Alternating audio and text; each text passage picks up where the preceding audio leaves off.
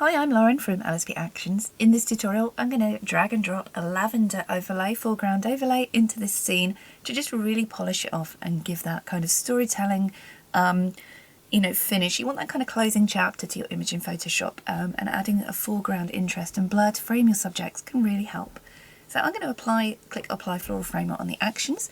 This is just a quick kind of demo tutorial. To watch the full Getting Started tutorial, you can go on the LSP Actions website, video tutorials on the library, overlays, botanicals, and then the lavender and sunflower set.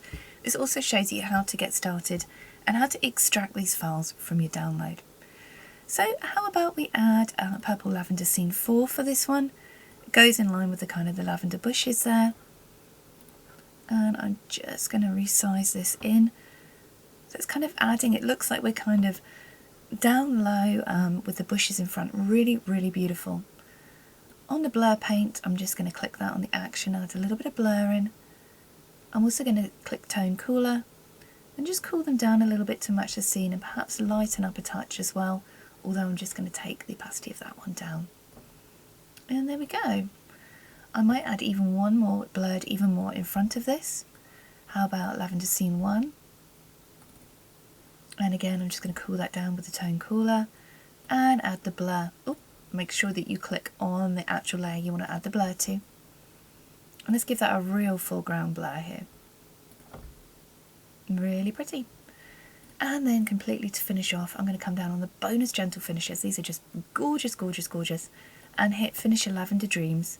And this is just going to play out and give a really gentle finish to your image, which just enhances everything that's there. So before and after. I might just add a manual curves layer and just bring up the brightness here. Control or Command I to invert. This is just a little bit of manual editing I'm doing to make it fit the image.